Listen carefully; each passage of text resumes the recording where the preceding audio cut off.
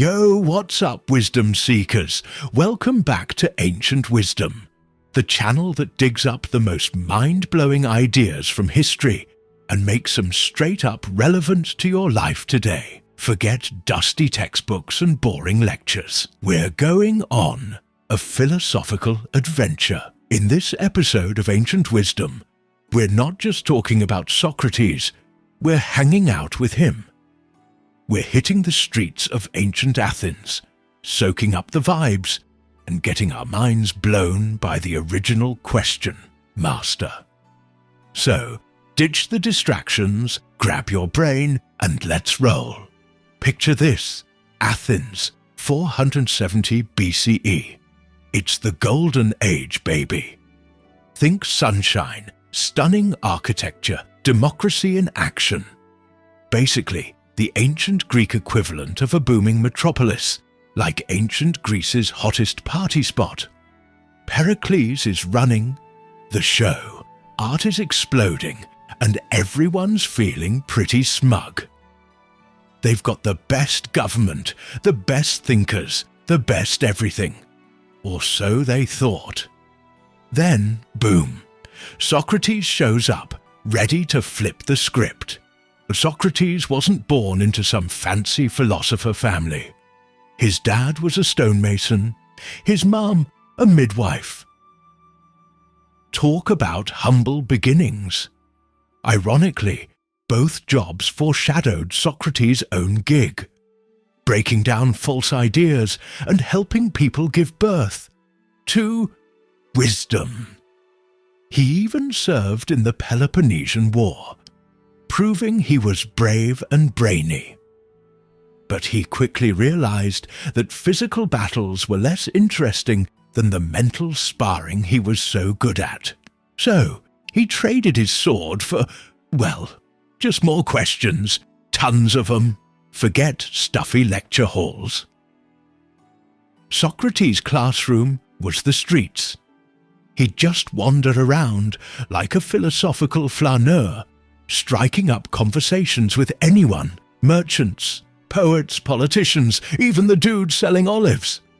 His weapon of choice, questions, not just any questions. These were Socratic questions, designed to make you think, squirm, and maybe even question everything you thought you knew.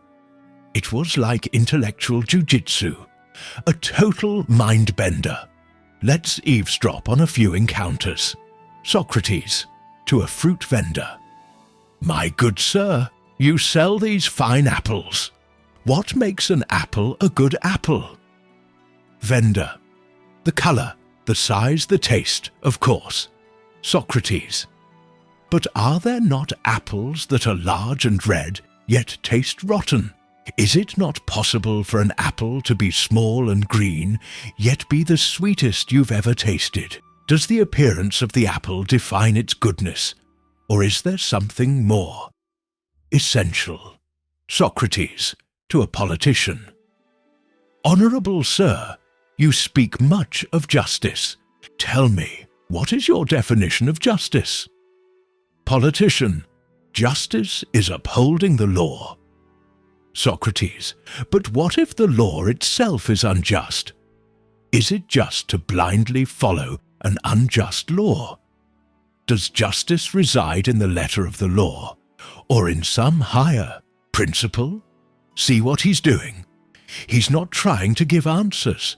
He's trying to make you think. It's like he's saying, don't just accept what you're told.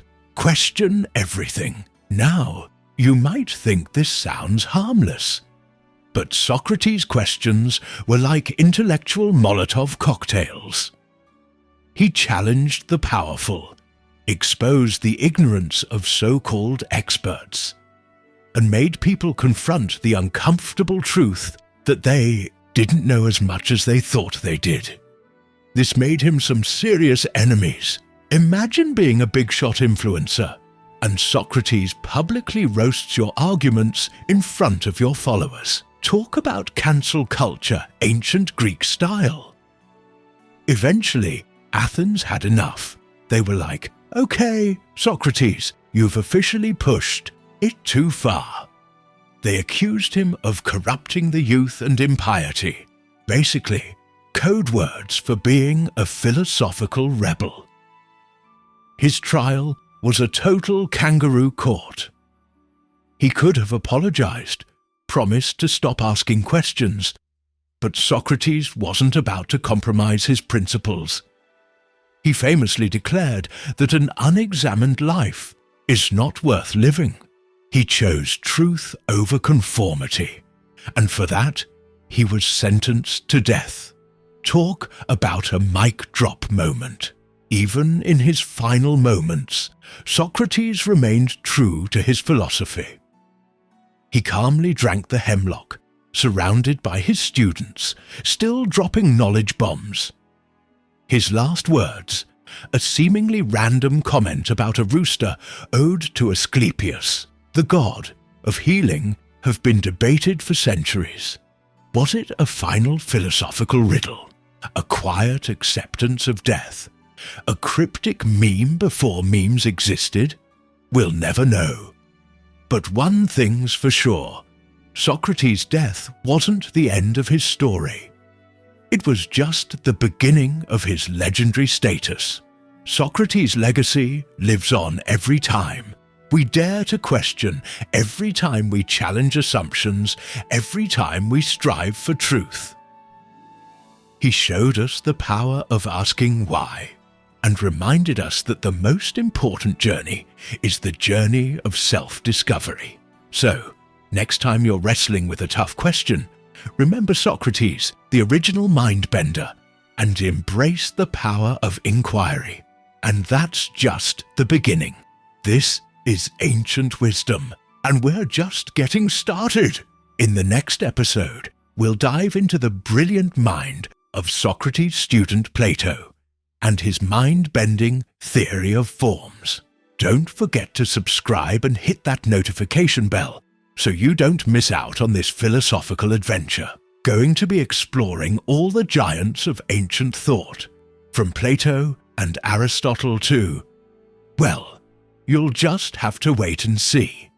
So, stay curious, keep questioning, and we'll catch you in the next episode.